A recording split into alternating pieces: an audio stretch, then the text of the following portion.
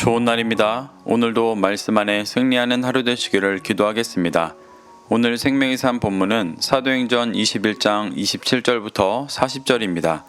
오늘 본문에서는 예루살렘에서 결례를 마친 바울을 아시아에서 온 유대인들이 무리를 충동하여 해하려 하는 모습이 나옵니다. 이 구절들을 통해 하나님께서 무엇을 말씀하시는지 살펴보도록 하겠습니다. 27절부터 29절입니다. 그 이래가 거의 참해 아시아로부터 온 유대인들이 성전에서 바울을 보고 모든 무리를 충동하여 그를 붙들고 외치되 이스라엘 사람들아 도우라. 이 사람은 각처에서 우리 백성과 율법과 이곳을 비방하여 모든 사람을 가르치는 그 자인데 또 헬라인을 데리고 성전에 들어가서 이 거룩한 곳을 더럽혔다 하니 이는 그들이 전에 에베소 사람 드로비모가 바울과 함께 시내에 있음을 보고 바울이 그를 성전에 데리고 들어간 줄로 생각함이로라. 바울은 이방인들에게 복음을 전할 때 율법을 무시한 채 전했다는 오해를 사고 있었습니다. 그래서 앞선 구절에서 유대인 성도들이 헛된 소문으로 요동치지 않게 하기 위해 결례를 행해 율법을 무시하는 것이 아니라 따르고 완성하려 한다는 것을 보여주려 했었습니다. 그 이래가 거의 다 찼다는 것은 일주일간 결례를 행하고 마무리하고 있음을 말하는 것입니다. 이렇게 유대인 성도들에게 오해를 해결해 가려는 찰나 아시아로부터 온 유대인들이 바울을 보고 무리를 충동하였습니다. 그들은 오순절을 보내기 위해 온 아시아의 유대인들로 주로 바울이 복음을 3년간 전하고 큰 부흥이 있었던 에베소의 유대인들이었을 것으로 봅니다. 그들은 기독교인이 아닌 유대교를 따르는 이들로 일부는 교회가 부흥해가는 것이 매우 불편해하며 박해했던 자들이었습니다. 그런데 절기를 지키기 위해 예루살렘에 와 바울을 보니 격렬하게 모함하고 박해하기 시작한 것입니다. 그들이 한 모함의 내용은 크게 두 가지였습니다. 첫 번째로 백성과 율법과 성전을 비방하였다고 말합니다. 백성을 비방하였다는 것은 하나님 나라의 백성으로 선택된 것은 유대인들인데 교회를 하나님께서 새롭게 선택한 하나님 나라의 백성이라고 가르치는 것을 말하는 것입니다. 이는 모든 죄인을 구원하려 하시는 하나님의 뜻을 헤아리지 못하고 선민 사상에 빠져있는 유대인들의 헛된 모습을 보여주는 것입니다. 또 유대인들이 율법과 성전을 매우 중요하게 생각하는데 그것에 대해 잘못된 것을 가르쳤다고 말하고 있습니다. 바울은 유대인들이 따르는 율법과 성전은 하나님 나라의 그림자이며 완전한 제사를 드리신 예수 그리스도를 나타내는 그림자라는 진리를 가르쳤습니다. 그래서 예수 그리스도를 믿고 따르는 것이 율법과 성전의 의미를 완성하는 것이라고 가르쳤지만 유대인들은 이것을 받아들이지 못하고 공격하고 있는 것입니다.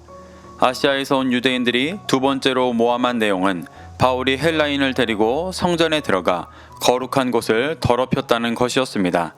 유대인들은 성전의 안뜰에는 이방인들이 절대 들어오지 못하게 하고 성전의 바깥들을 이방인의 뜰이라고 부르며 거기까지는 들어올 수 있게 했었습니다.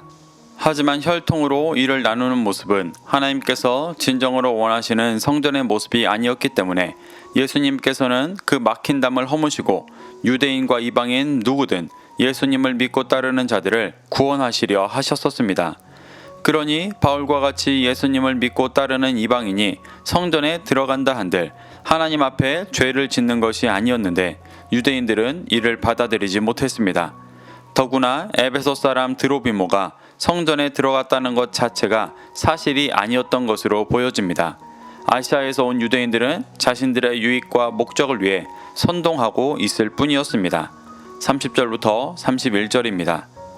온 성이 소동하여 백성이 달려와 모여 바울을 잡아 성전 밖으로 끌고 나가니 문들이 곧 닫히더라.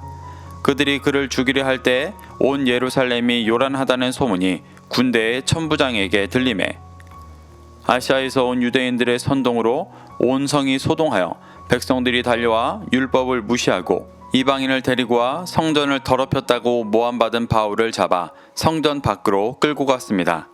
그를 성전 밖으로 끌고 간 이유는 성전을 살해당한 피로 더럽힐 수 없었기 때문이었습니다.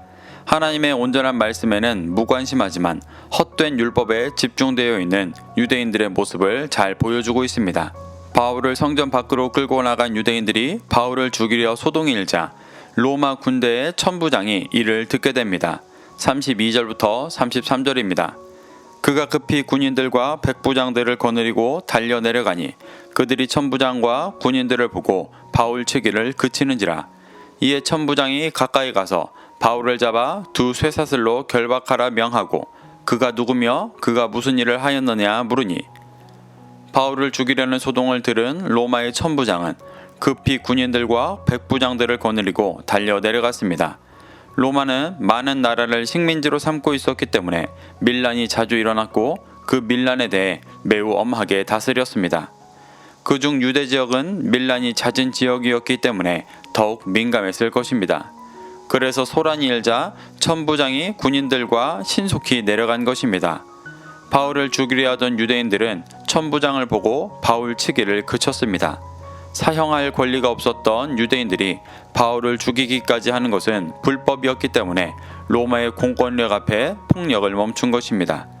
천부장은 이러한 상황에서 죄인으로 보이는 바울을 결박하고 유대인들에게 바울이 누구며 무슨 죄를 지었는지 물었습니다. 이 상황은 11절의 말씀이 성취되는 상황으로 하나님께서 바울을 이방인의 손에 넘기시고 로마에까지 인도하고 계심을 보여주는 것입니다. 34절부터 36절입니다. 무리 가운데서 어떤 이는 이런 말로 어떤 이는 저런 말로 소리치거늘 천부장이 소동으로 말미암아 진상을 알 수 없어 그를 영내로 데려가라 명하니라. 바울이 층대에 이를 때에 무리의 폭행으로 말미암아 군사들에게 들려가니 이는 백성의 무리가 그를 없이 하자고 외치며 따라가밀어라. 바울이 누구며 죄가 무엇인지를 묻는 천부장이 물음에 무리들은 진상을 알 수 없는 여러 죄목들을 늘어놓으며 소리질렀습니다. 소리치거늘의 원어 에피포네오는 누가복음 23장 21절에서 예수님을 십자가에 못 박으라고 소리칠 때도 쓰였던 단어입니다. 누가는 의도적으로 지금의 상황이 예수님을 십자가에 못 박을 때와 같은 상황임을 표현하고 있는 것입니다. 하지만 천부장은 예수님을 죽인 본디오 빌라도와 다르게 그 소동에 휘둘리지 않고 정확한 죄목을 찾을 수 없게 되자 바울을 영내로 데려가며 유대인들과 분리시켰습니다. 바울이 유대인들과 분리되는 와중에도 유대인들은 그를 따라오며 폭행했기 때문에 군사들이 그를 들쳐업고 가야 했습니다.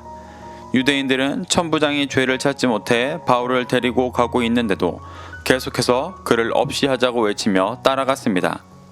없이 하자는 말은 죽이자는 말이었습니다. 소동을 막기 위해 온 천부장이 바울을 데리고 가고 있는 중에도 죽여야 한다고 소리칠 정도로 소동은 격해져 있었습니다. 37절부터 38절입니다. 바울을 데리고 영내로 들어가려 할 그때 바울이 천부장에게 이르되 내가 당신에게 말할 수 있느냐? 이르되 내가 헬라 말을 아느냐? 그러면 내가 이전에 소요를 일으켜 자객 4,000명을 거느리고 광야로 가던 애굽인이 아니냐? 묵묵히 천부장을 따라가던 바울은 로마군의 영내로 들어가기 직전 천부장에게 말을 겁니다. 로마군의 영내로 들어가면 안전할 텐데 굳이 극도로 흥분한 유대인들이 있는 상황에서 말을 건 것은 자신이 어떤 위협에 있든 유대인들에게 진리를 전하고자 하는 뜨거운 마음이 있었기 때문이었습니다. 천부장이 내가 헬라 말을 아느냐고 묻는 것으로 보아 바울은 천부장에게 헬라어로 말했던 것으로 보입니다. 헬라어는 당시 로마 제국의 공용어였습니다. 천부장은 바울이 집단 구타를 당하던 범법자인 줄 알았는데 당시 어느 정도 교양을 갖춰야만 쓸 수 있었던 헬라어를 유창하게 말하는 바울의 모습이 놀라웠던 것 같습니다.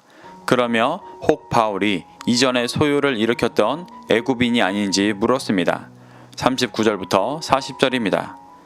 바울이 이르되 나는 유대인이라 소읍이 아닌 길리기아 다소시의 시민이니 청컨대 백성에게 말하기를 허락하라 하니 천부장이 허락하거늘 바울이 층대 위에 서서 백성에게 손짓하여 매우 조용히 한 후에 히브리 말로 말하니라. 바울은 자신을 애굽의 폭도로 오해하는 천부장에게 자신은 유대인이고 길리기아 다소시의 시민이라고 말합니다.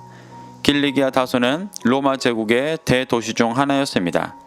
바울은 자신이 소읍이 아닌 대도시의 사람임을 밝히고 격조 높은 헬라어로 말하며 자신이 이상한 폭도가 아닌 교양인임을 밝히고 있습니다.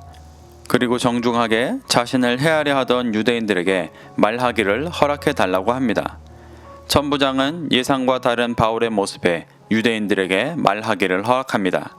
그리고 바울은 손짓으로 유대인들을 조용하게 한 후에 이번에는 히브리어로 말하기 시작합니다.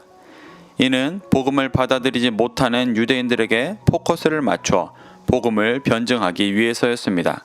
바울은 상황에 맞게 지혜롭게 복음을 전하고 있는 것입니다. 사랑하는 성도 여러분, 바울은 자신이 겪을 고난을 성령님을 통해 제자들의 만류를 통해 이미 듣고 알았음에도 예루살렘에 참된 복음을 전하고 로마까지 복음을 전하기 위해 고난 가운데 스스로 들어왔습니다.